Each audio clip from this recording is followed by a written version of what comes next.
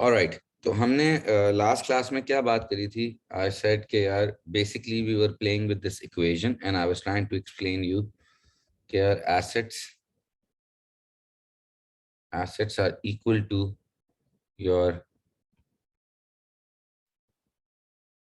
liabilities plus capital, right? और ये हमने डिस्कस किया था कि ऐसा क्यों होता है, because assets are like your total resources. Okay, what were liabilities? Liabilities मैंने क्या बताया था क्या होती है? एसेट्स तो टोटल रिसोर्सेज होती हैं, जो भी टोटल है बिजनेस के अंदर रिसोर्सेज का. What were liabilities? जी, so liabilities were the amount out of these assets, the amount of resources which are actually borrowed, and capital was actually owner's own resource. बिल्कुल सही है. So थोड़ा सा और एक दो चीजें थ्योरी में बतानी है, then we can start some numbers and then you will I think probably enjoy that. बस ये बताना है कि देखो assets होती है ना total resources. Okay, now within the assets there are two types of assets. Okay, like there are two major types of assets, and I need you to understand the difference between those two types of assets. Okay, so basically एक जो first type of asset है उसको हम बोलते हैं non current assets, and I will explain you what it means. Okay, और फिर एक और चीज होती है जिसको हम बोलते हैं करंट एसेट्स. ओके, नाउ इसमें फर्क ये है कि देखिए एसेट्स वो चीज है जो हमें फायदा पहुंचाए, लाइक हमारी रिसोर्सेज जिनको हम इस्तेमाल करके पैसे कमा सकें. और पैसे इटसेल्फ इज एन एसेट. सही है, बिकॉज पैसों को भी आप इस्तेमाल करके you can make money. Okay, so assets are your resources. Okay, अगर उस रिसोर्स की जो लाइफ है, सही है, अगर वो उसकी जो लाइफ है या जो उसकी यूजिबिलिटी है या जो उसका पीरियड है, अगर वो if it's more than 12 months, अगर कोई चीज से बेनिफिट हासिल करने के लिए आपको 12 महीने से ज्यादा लग जाए. सही है, एसेट क्या होता है? वो चीज जो आपको बेनिफिट पहुंचाए. ठीक है, अगर वो उसका जो पूरा बेनिफिट है वो उसमें से एक्सट्रैक्ट करने में अगर आपको 12 महीने से ज्यादा लग जाए, तो उन एसेट्स को बोलते हैं नॉन करंट एसेट्स. मतलब कि जैसे गाड़ी, machine, land, building, computer, even जो चीज एक साल से ज्यादा चलती है ना, या जिसको आप एक साल से ज्यादा इस्तेमाल कर सकते हो, या एक साल से ज्यादा आप उससे बेनिफिट एक्सट्रैक्ट कर सकते हो. जैसे कि बेटा मशीनरी, अगर हम कोई मशीन खरीदेंगे तो ये तो नहीं होगा एक साल में मशीन खत्म हो जाएगी. Are you guys getting my point? इसी तरह अगर आप गाड़ी खरीदोगे तो you can not finish the car in 12 months unless you drive like crazy.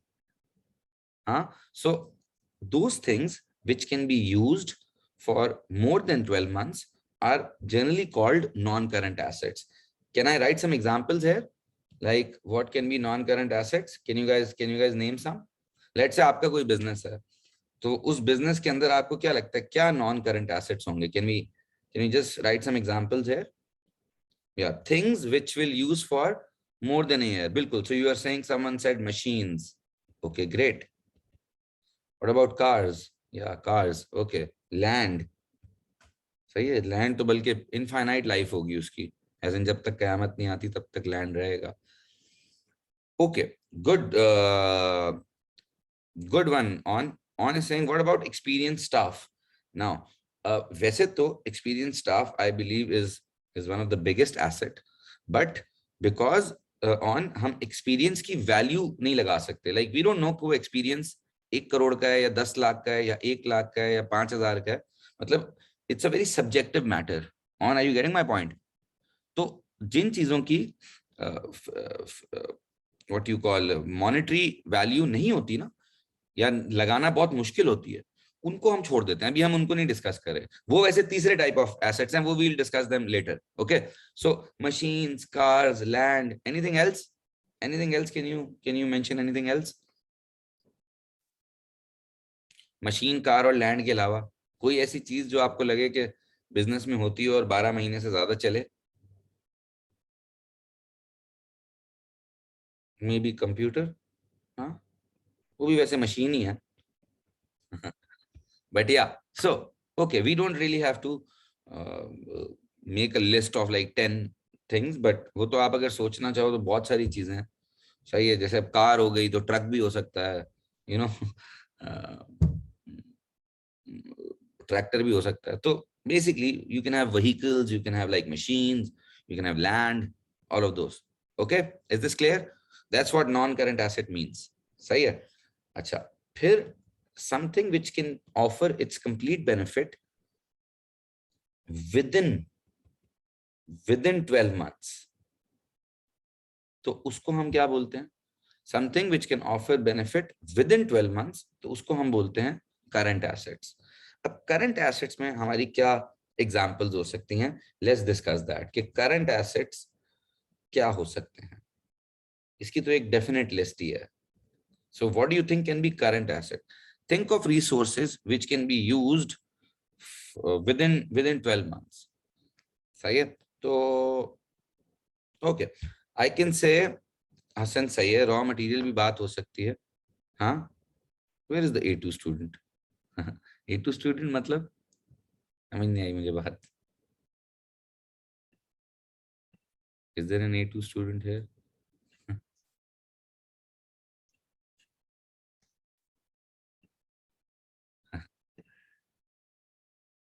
O okay okay okay okay okay okay okay okay okay, सही है। So okay, hmm, okay great. Gold can be a good example. ठीक है, सही है।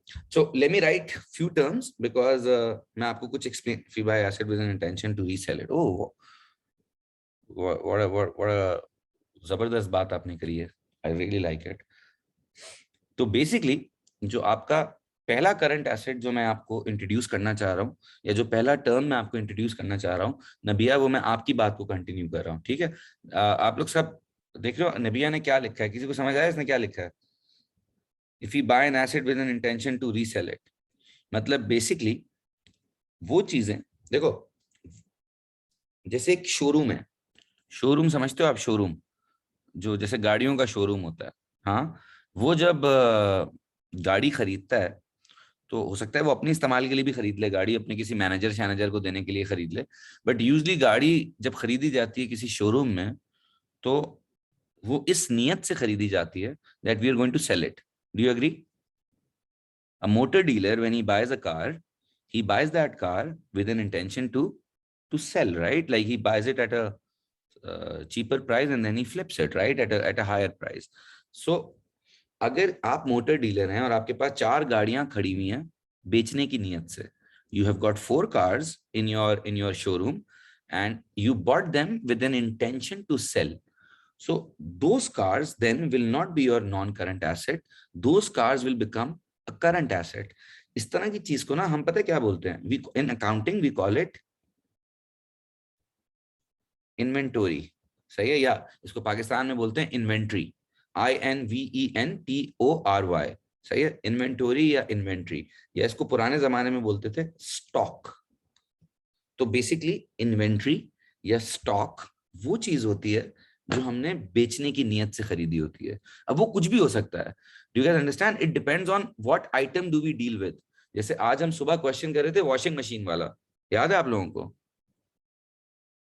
Yeah, it's not different. I'm saying inventory can be for anyone.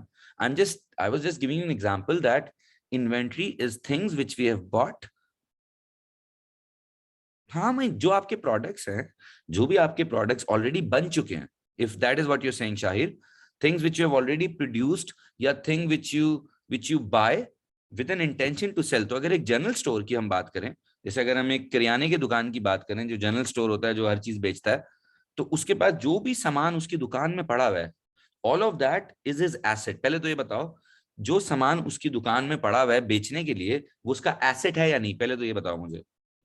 Asset है ना, क्योंकि वो जब बेचेगा तो उसको उसके अगेंस्ट पैसे मिलेंगे। अग्रीड है ना? तो मैं ये कहना चाह रहा हूं कि वो सामान जो उसके पास पड़ा हुआ है बेटा, वो उसकी इन्वेंट्री है। सही है। इन्वेंट्री का मतलब वो चीज, इन्वेंट्री एक कलेक्टिव टर्म है उन चीजों के लिए जो हमारे पास स्टॉक में पड़ी होती हैं। हम नहीं बोलते यार ये चीज हमारे स्टॉक में पड़ी हुई है, जैसे ही बेचेंगे हमें इससे पैसे मिल जाएंगे। Do you guys agree?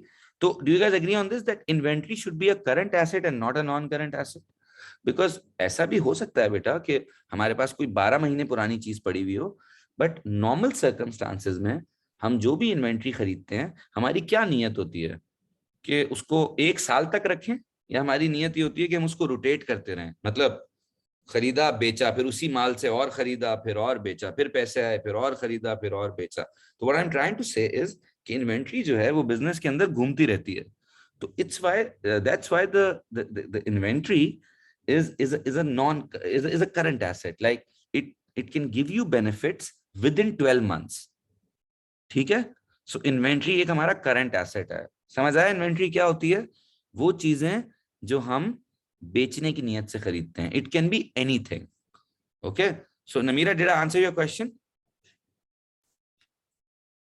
Yes, sir.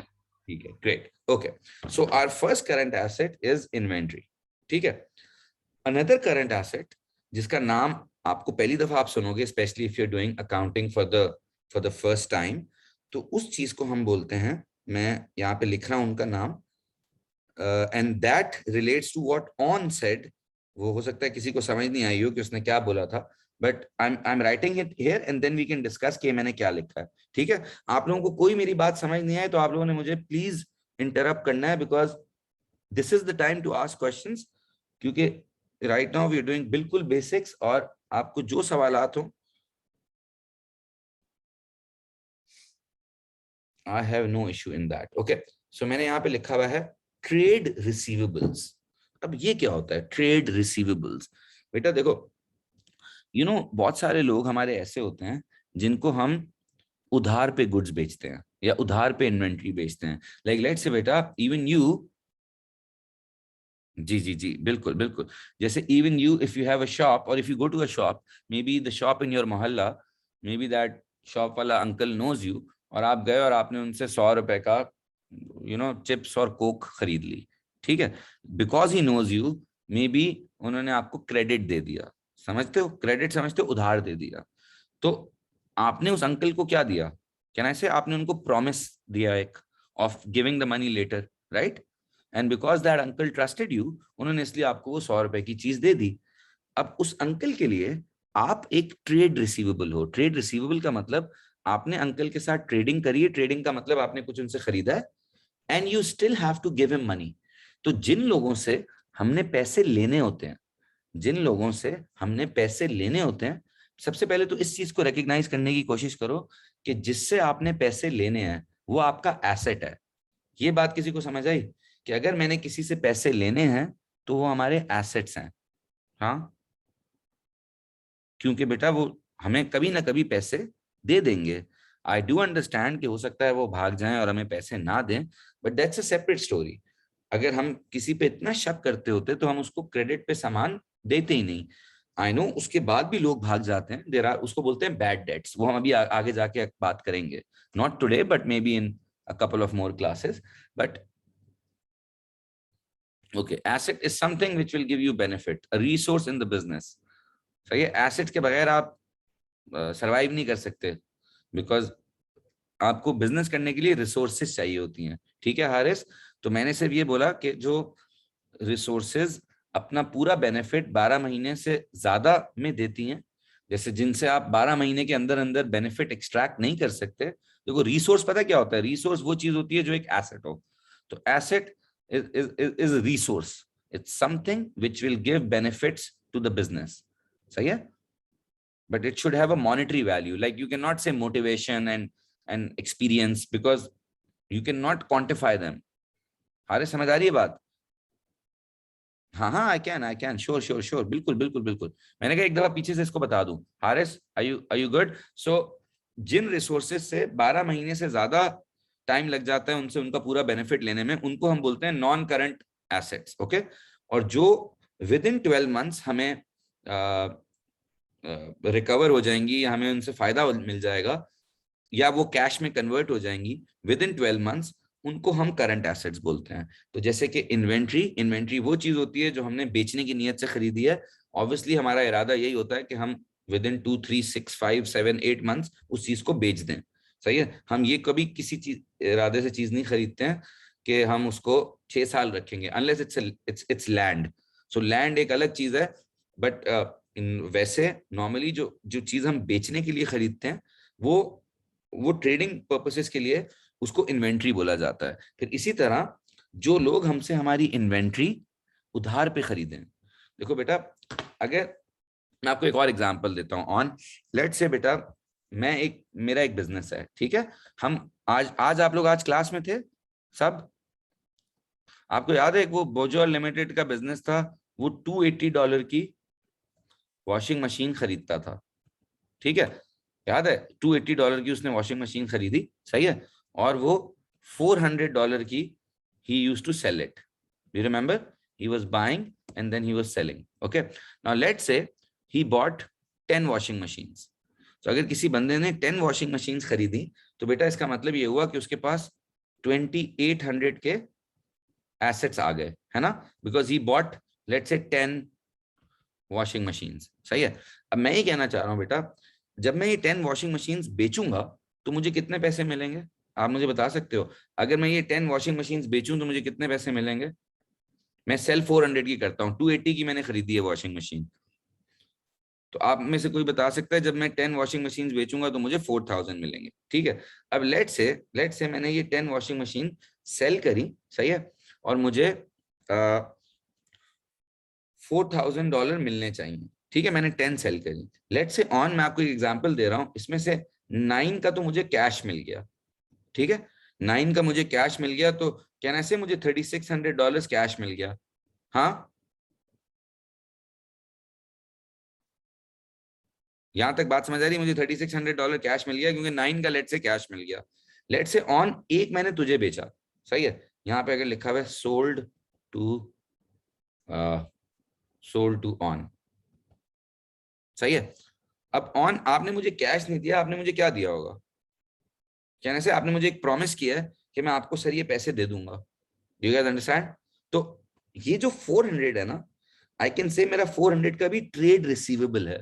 मतलब मैंने ऑन के साथ ट्रेडिंग करी, उसने मुझे पैसे देने के बजाय he gave me a promise, and that promise is also like an asset for me because I trust on, and I know that within 2 months on, जब तूने मुझसे वॉशिंग मशीन खरीदी होगी तो तूने ये तो नहीं बोला होगा सर ये दे दे, मैं आपको 10 साल बाद पैसे वापस करूंगा। ऐसा तो नहीं है ना? आपने मुझे क्या बोला होगा? सर अच्छा अभी मुझे दे दें, अभी पैसे नहीं है, मैं आपको 2 महीने बाद, 3 महीने बाद, 6 महीने बाद पैसे दे दूंगा। और अगर if I trust you, then I would say, okay, yaar, you can take it, you can pay me after 6 months. So till you don't pay me, you are my trade receivable, because within 12 months, I'm pretty sure that you will convert into cash. And that's a good thing for me because then I can use that cash. So you are also like a resource for me. Are you getting my point? Because I'm counting on you, I'm backing on you, I'm backing on the fact that you will pay me. सही है। तो trade receivables तो बहुत सारे लोग होते हैं, जैसे ऑन जो हमारे let's say what you call, even school में you said A2 students, but it's not about just A2 students, it's also about A1 students. Let's say we send you a challan in September, ठीक है, और हम तो बड़े strict होते हैं, हम उसकी डेडलाइन 10th 12th रखते हैं, बट लेट्स से उसके बाद भी बहुत सारे लोग दे डोंट पे, सही है, बिकॉज बहुत सारे लोग बाद में लाइक 10th के बाद या 15th या 20 या इवन 30th सितंबर पे भी there are kids who have not paid. तो वो सारे किड्स हमारे लिए क्या बन जाते हैं? They are like our receivables. हम उनको ट्रेड रिसीवेबल नहीं बोलते हैं क्योंकि we are not doing any trading with you, we are providing you a service. But right now I am talking about let's say a trading business, तो उसमें trade receivable is basically a term given to those people who owe you money, who have either taken a service from you or have generally bought goods from you. तो जो लोग आपसे inventory खरीदते हैं और उन्होंने अभी तक पैसे नहीं दिए होते, they are called trade receivables. Is this clear?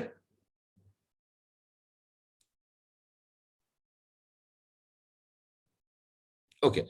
नहीं, so Nabia, if a business is buying something on credit from someone, तो पहली बात that someone is not your asset, पहले तो ये समझो आप, then that someone is your liability.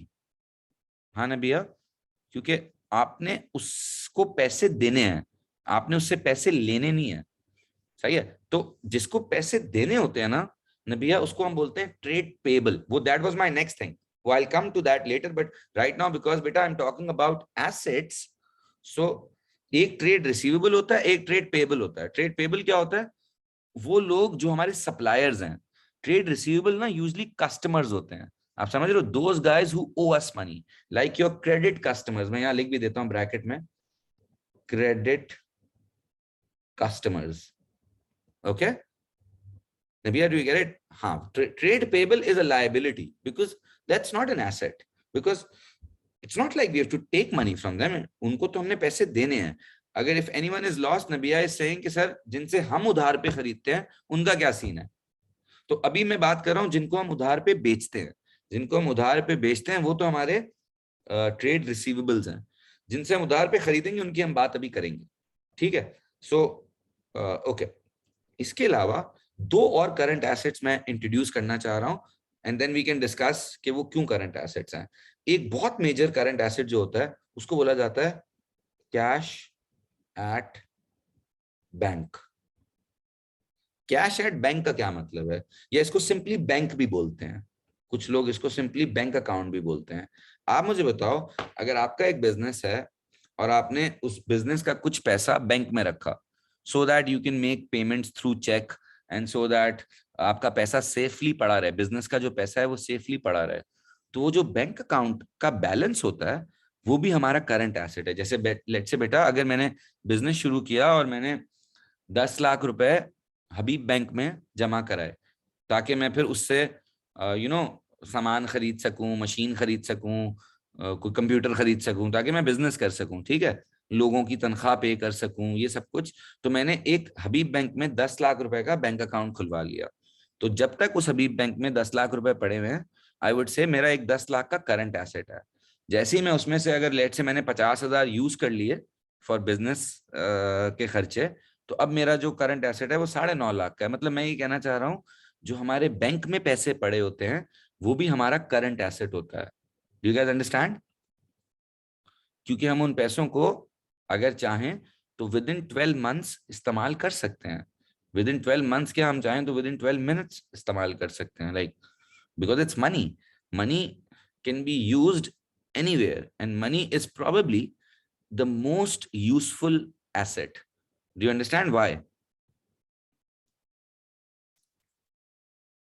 Okay, if the person does not use up the money in his account, then वो asset उसका पड़ा हुआ है, it's there, it's right there, you have money.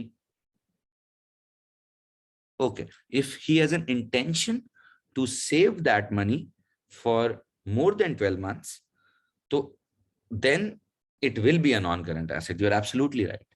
उसको, वो एक स्पेशल तरह का बैंक अकाउंट होता है जिसको हम बोलते हैं, वो भी मैंने आगे जाके डिस्कस करना था, but I am glad that you guys are asking me these questions. उसको बोलते हैं बेटा बैंक डिपॉजिट अकाउंट। हारिस देख, बैंक अकाउंट भी ना असली में दो किस्म के होते हैं। एक होता है आपका bank current account. Bank current account का मतलब कि आपने बैंक अकाउंट खुलवाया हुआ है, आप जब चाहो उसमें से पैसे निकालो, जब चाहे पैसे डालो, ठीक है। फिर एक स्पेशल तरह का बैंक अकाउंट होता है जिसको हम बोलते हैं फिक्स डिपॉजिट अकाउंट, या उसको बोला जाता है पाकिस्तान में उसको सेविंग्स अकाउंट भी बोलते हैं। सही है? Have you guys heard this term before? या टर्म डिपॉजिट अकाउंट या सेविंग्स अकाउंट। तो वो वाले जो अकाउंट्स होते हैं ना, वो हो सकता है उनको हम नॉन करंट एसेट क्लासिफाई करें, बिकॉज कुछ सेविंग्स अकाउंट होते हैं 2 year saving account, 6 year saving account, 5, मतलब उसमें आप 5 साल के लिए ना बैंक के पास पैसे रख के भूल जाते हो। सही है? और तो फिर वो आपका नॉन करंट एसेट होगा। बट नॉर्मल हालात में, डू यू गाइस अंडरस्टैंड, जो हमारा नॉर्मल बैंक अकाउंट होता है, जो हम रोजमर्रा बिजनेस के अंदर इस्तेमाल करते हैं, जिसमें पैसे आते जाते रहते हैं, सही है, कोई पेमेंट आई तो पैसे आ गए। जैसे सीडर के लिए हमारा जो कैश एट बैंक है, that is what, whenever you guys pay money in that bank, right? सही है? और you guys even pay us cash and we put that money in the bank, and then सारी teachers की salaries, rent, all of that we also pay from the bank. So it's something which we use within that period. Okay, and the last current asset is cash in hand. हम accounting में उसको cash in hand बोलते हैं, but जरूरी नहीं है कि वो हमारे हाथ में हो. मैं सोनल आपकी बात का जवाब दे रहा हूँ बेटा, एक मिनट. कैश इन हैंड का मतलब the cash, the actual cash which you have, like the note, जो मतलब वो कैश जो आपके पास है, जो आपने बैंक में नहीं डाला है, but it's in the business. Like let's say a lot of you guys पे फीस इन कैश, तो at the end of the day जब हमारे अकाउंटेंट्स उसको काउंट करते हैं तो वो कहते हैं this is cash in hand, like this is here. वो सुबह बैंक में चला जाता है, बट द पॉइंट इज कि हो सकता है कुछ कैश वो रखते भी हों for making some expenses, like चाय शाय और ऑल ऑफ दोज, खाना शाना खाना उनको. But the point I am trying to raise is के cash in bank and cash in hand are two very similar things, but they are different. Cash at bank का मतलब है वो पैसा जो बैंक अकाउंट में पड़ा हुआ है, और कैश इन हैंड का मतलब है वो पैसा जो दराज में पड़ा हुआ है, बिजनेस के ऑफिस के अंदर या ओनर की जेब में या किसी सेफ बॉक्स में पड़ा हुआ है. ठीक है. So these four are are current assets.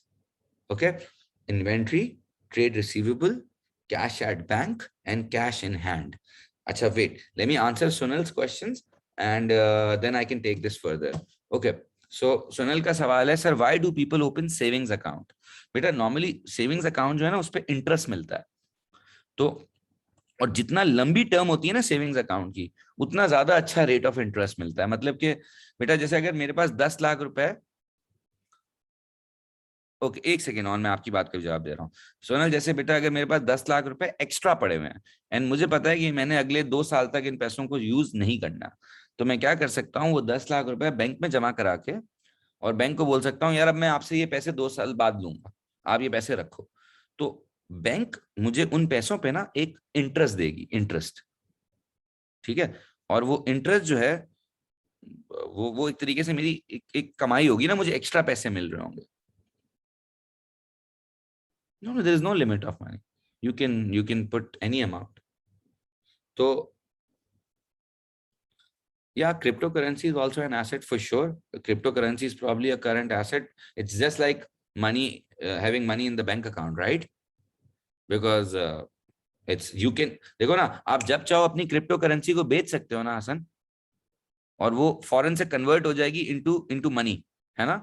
In fact it is money, right. So हो सकता है आज से 5 साल बाद जब हम पढ़ा रहे हो तो हम अपनी करंट एसेट की लिस्ट में ये भी लिखें क्रिप्टोज, और वो क्वेश्चंस के अंदर भी क्रिप्टोज डाल दें. अभी तक तो एग्जामिनर जो है उसने वो क्रिप्टो तक पहुंचा नहीं है, but you guys are right. अच्छा, let me answer the other questions. ऑन कह रहे sir does cash in hand have any other use, have any other use not similar to cash in bank? नहीं, मुझे आपका सवाल समझ नहीं आया. और चेक्स कैश इन हैंड और बैंक, ओके ओके सही है. ये क्वेश्चन भी मैं समझा देता हूँ. हया बेटा देखो, चेक जो है ना वो एक पीस ऑफ पेपर है. ठीक है. जब आप बैंक अकाउंट खुलवाते हो ना तो आपको एक चेक बुक मिलती है. जैसे हया बेटा अगर मैंने $10,000 से एक बैंक अकाउंट खुलवाया, ठीक है, तो मैं पहले तो प्रोबेबली कैश लेके अपने बैंक अकाउंट जाऊंगा और अपने बैंक जाऊंगा और मैंने उनको ना $10,000 डिपॉजिट कर दिए. ठीक है. अब क्या होगा, ये $10,000 बैंक में पड़े हुए हैं. ओके. अब हया बैंक क्या करेगा, मुझे एक चेकबुक देगा. सही है. चेकबुक जो होती है ना, आपने कभी देखी है चेकबुक? हाँ, उसमें बेसिकली इस तरह के चेक्स होते हैं. सही है. टक टक टक टक, और यहाँ पे एक उसका बैंक का लोगो शोगो और वो बना हुआ होता है. अब जब भी, अब दैट मीन्स बैंक के पास मेरे $10,000 पड़े हुए हैं. ठीक है. अब लेट्स से अगर मुझे हया आपको पेमेंट करनी है, मुझे आपको $1,000 देने हैं, तो मैं क्या कर सकता हूँ, मैं या तो आपके अकाउंट में डायरेक्टली ट्रांसफर भी कर सकता हूँ यूजिंग ऑनलाइन बैंकिंग, या अगर मुझे पुराना मेथड चेक वाला मेथड रखना है तो मैं आपको ना यहाँ पे $1,000 का चेक लिख के साइन करके दे दूंगा. सही है. साइन करके दे दूंगा, यहाँ से फाड़ के दे दूंगा, ये अपने पास रख लूंगा ताकि मेरे पास रिकॉर्ड हो, और आपको ये चेक मिल जाएगा. फिर आप ये चेक लेके बैंक जाओगी, और या अपने बैंक जाओगी या मेरे बैंक जाओगी, जहां भी अगर इंटर बैंकिंग फैसिलिटी होगी, और आप ये चेक प्रेजेंट करोगी ना, तो बैंकर क्या करेगा, वो मेरे अकाउंट में से $1,000 काट के मुझे बोलेगा मेरे 9,000 रह गए और आपको $1,000 दे देगा. तो cheque itself is just an instrument. Okay. So so chequebook represents कि यार हमारे पास बैंक में पैसे हैं और हम उससे चेक लिख के किसी को दे सकते हैं। अच्छा एक सेकेंड, एक सेकेंड, या ओके, सही है। सोनल आप कह रही हो sir banks invest our money for, yes obviously. अच्छा सोनल वो वाली बात आपको मैं कंटिन्यू कर देता हूँ, जो मैं आपको सेविंग अकाउंट की बात कर रहा था कि मैंने, अगर मेरे पास 10 लाख रुपए पड़े हुए हैं और मुझे 2 साल के लिए नहीं चाहिए, तो मैंने क्या किया, मैंने किसी बैंक में वो पैसे रखवा दिए और बैंक को बोला कि भाई ये 2 साल बाद मैं आपसे पैसे वापस लूंगा। बैंक मुझे क्या देगा 2 साल तक? हाँ सोनल पहले ये बताओ, बैंक मुझे 2 साल तक क्या देता रहेगा जब तक मैं पैसे,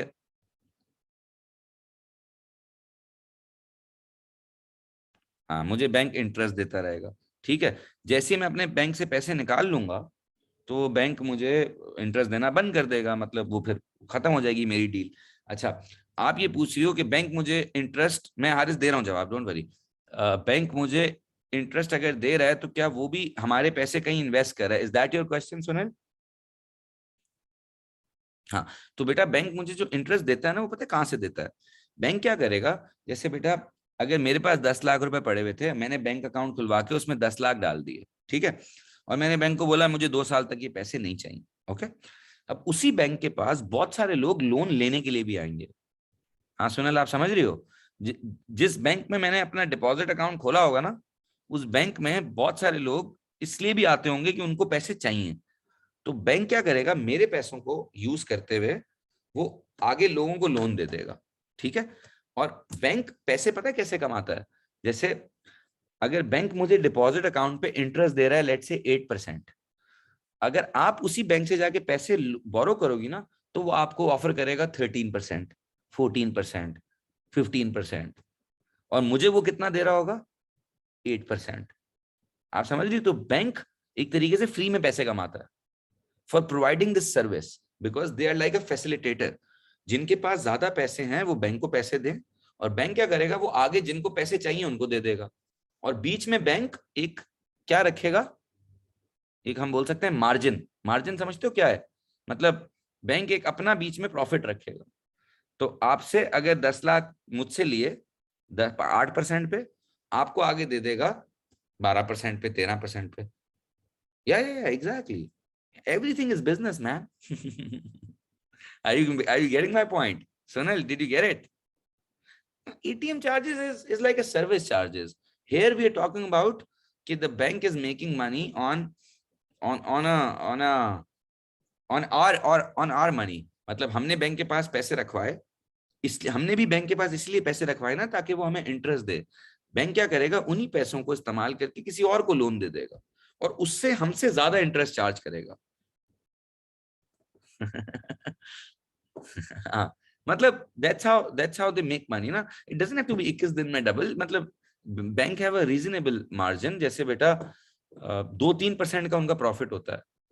जैसे वो लोगों से पैसे लेते हैं, उनको 8-10% देते हैं, पाकिस्तान में मैं बता रहा हूँ, और जब लोगों को पैसे देते हैं तो उनसे 13, 14, 15, 16% का इंटरेस्ट चार्ज करते हैं, depending on the risk profile of the borrower.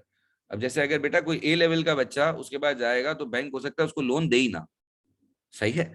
But अगर कोई कोई अपनी कोई क्रेडिबल बंदा जाएगा तो हो सकता है उसको लोन मिले। और फिर हर बंदे की अलग अलग क्रेडिबिलिटी है। अच्छा अब एक सेकंड, चेक वाली बात जो हो रही थी उसको जरा करनी थी। हारिस तेरा क्या सवाल था? So cheque book is considered as क्या? हाँ मतलब मैं कहना ये चाह रहा हूँ कि cheque book itself is not cash at bank. Cheque book तो एक आपके पास बुक है भाई, उसको आप इस्तेमाल करके उसमें से चेक लिख के दे सकते हो। But cash at bank is the bank balance. जैसे अगर आप बैंक को कॉल करके पूछो भाई मेरे कितने पैसे अभी बैंक में पड़े हुए हैं, that's your cash at bank, the cash which is available at the bank account. हाँ बात समझ आई? Hello? So okay, sir, in some cases bank get robbed, so how do they recover from that? Usually beta banks are insured, so if they get robbed they get the money from the insurance company. जैसे अगर bank में कोई डाका पड़ गया और 10 करोड़ की चोरी हो गई, तो बैंक ने उसकी ऑलरेडी इंश्योरेंस कराई हुई होगी, तो वो फिर इंश्योरेंस कंपनी को वो पैसे देने पड़ेंगे।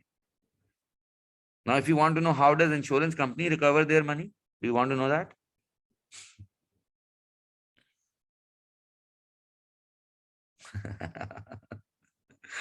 ओके सो वो ओके, आप मुझे बताओ, जब आप गाड़ी खरीदते हो, आप लोगों ने ये पता है, जब हम गाड़ी खरीदते हैं तो हम गाड़ी की इंश्योरेंस कराते हैं ना। हमें इतनी बड़ी रॉबरी पे जाने की जरूरत नहीं है, हम गाड़ी को चोरी करवा लेते हैं ना, क्यों पूरा बैंक लुटवा रहे हो? मैं कह रहा हूँ, लेट से एक गाड़ी आई, लेट से एक गाड़ी है $10,000 की, ठीक है। मैंने एक गाड़ी खरीदी जो भी ऑल्टो, 16 लाख की, 16 साढ़े 16 लाख की, $10,000 की मैंने एक कार खरीदी, ठीक है। अब बेटा गाड़ी की भी इंश्योरेंस होती है, आप लोग सबको पता है गाड़ी की इंश्योरेंस होती है कि कि कहीं अगर लग जाए, एक्सीडेंट हो जाए या चोरी भी हो जाए, तो फिर इंश्योरेंस कंपनी हमें पैसे देती है ना। तो how does insurance company makes money? तो इंश्योरेंस कंपनी इस तरह पैसे कमाती है बेटा, कि जैसे अगर $10,000 की गाड़ी है, ठीक है, तो पाकिस्तान में जैसे इंश्योरेंस का रेट है ऑलमोस्ट 2%, सही है। तो इंश्योरेंस कंपनी क्या करेगी, जब मैं 10,000 की गाड़ी लूंगा ना इंश्योरेंस कंपनी से, तो इंश्योरेंस कंपनी मुझे बोलेगी कि अच्छा, ये आपकी $10,000 की गाड़ी है, आपको ना मुझे हर साल $200 की ना फीस देनी है, 2% फीस देनी है, ठीक है। इस तरह इंश्योरेंस कंपनी ने सिर्फ मुझसे फीस नहीं ली होगी बेटा, मैं ये कहना चाह रहा हूं कि सिर्फ मुझसे फीस ली होगी या उसके और भी कस्टमर्स होंगे, और भी कस्टमर्स होंगे ना।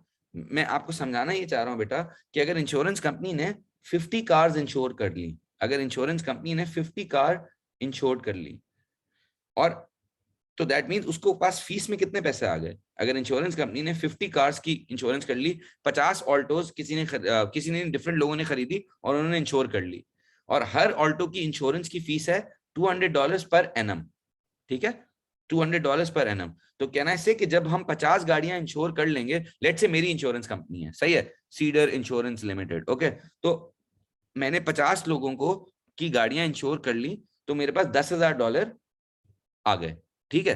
अब अगर पूरा साल इन 50 में से किसी की भी गाड़ी को कुछ भी नहीं हुआ, तो कहना है ये पूरा का पूरा $10,000 मेरा प्रॉफिट है। हाँ, सही है। अच्छा, अगर समझ आई बात, अगर 50 में से एक गाड़ी चोरी हो गई, पूरी कंप्लीटली चोरी हो गई, तो फिर उस साल इंश्योरेंस कंपनी को कोई प्रॉफिट नहीं हुआ। आपको समझ आ रही है बात? क्योंकि हमने 50 गाड़ियां इंश्योर करी थी, उनमें से एक गाड़ी चोरी हो गई, उसको हमें 10,000 देने पड़ जाएंगे। बट क्या आपको लगता है कि 50 में से एक गाड़ी चोरी होती होगी कराची में? इतने बुरे दिन तो नहीं चल रहे ना।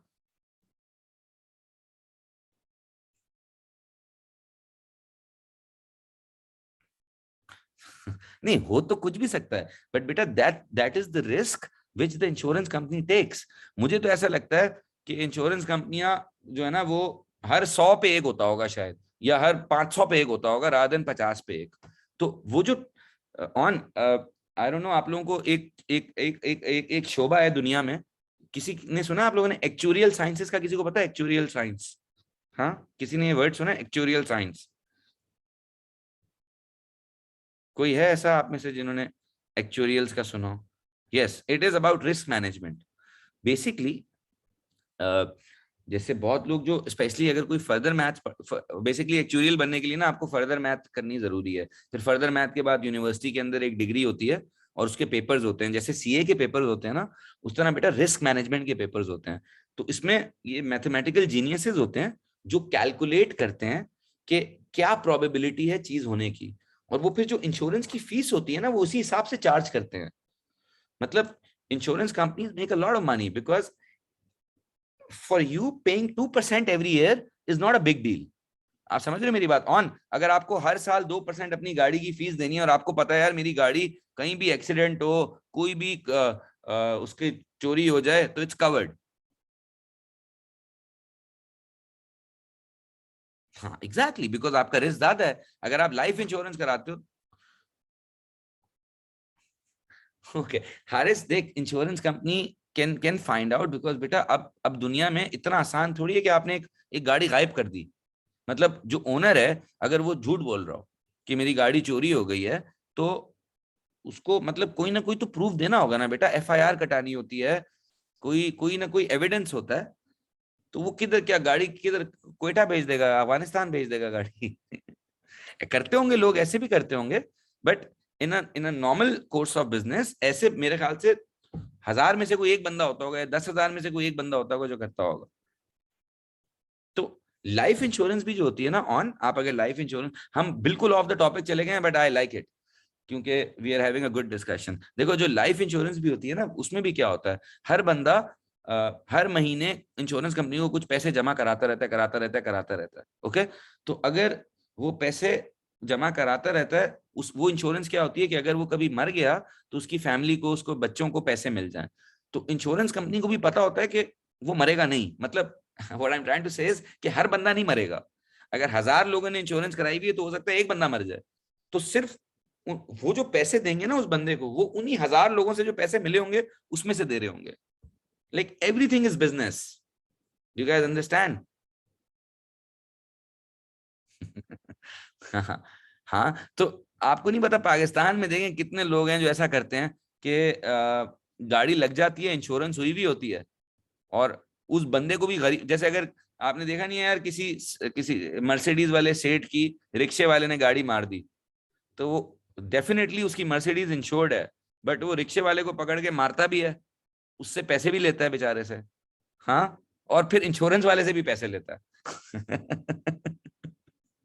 तो एक तरीके से उसको फायदा हो गया कि उसकी गाड़ी लगी है, बट ऐसा करना नहीं चाहिए ना ऑब्वियसली यार। मतलब what I am trying to say is कि इंश्योरेंस जब हुई भी है तो फिर क्यों लोगों को तंग कर रहे हो अब? हाँ, वो ये एक दिन में पैसा डबल वाला सीन है, तो हमें ये नहीं करना चाहिए। तो खैर, what were we talking, so we talked about asset. Okay, so let's come back to the point, we talked about asset. आप लोगों को नॉन करंट और करंट में फर्क समझ आ गया? If I ask you tomorrow कि नहीं, मैं नहीं पैसा कमाने की टेक्निक्स बता रहा, मैं तो कह रहा हूँ ये चीज नहीं करनी चाहिए, why are you taking me wrong? मैं तो नहीं ऐसा कह रहा। Okay, so more than 12 months, within 12 months. Okay, इसी तरह मैं बस 5 मिनट आपके और लूंगा, then I need to have a A2 class, मेरी उनके साथ AS रिवीजन है।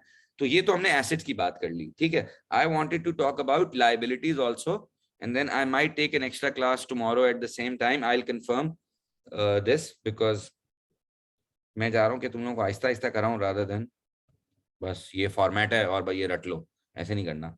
अच्छा जी, लाइबिलिटीज। अच्छा, अब जो लाइबिलिटीज होती हैं उनमें भी दो तरह की होती हैं, एक क्या, नॉन करंट,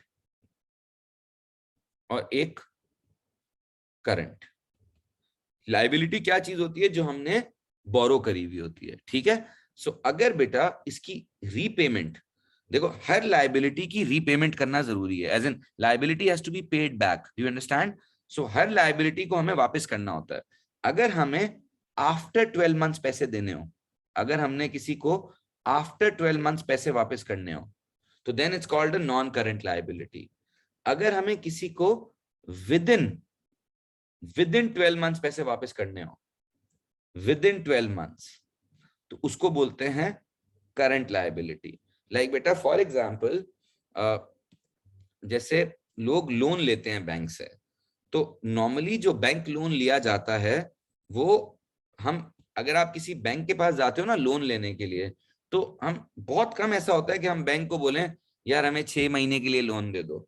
यूजली जो लोन्स होते हैं ना, लाइक लोन्स, वो लॉन्ग टर्म होते हैं। लॉन्ग टर्म समझ रहे हो? जैसे जो कंपनीज होती हैं या जो बिजनेसेस होते हैं, जब वो लोन लेते हैं तो it's like a 5 year loan, it's like a 10 year loan, like a 15 year loan.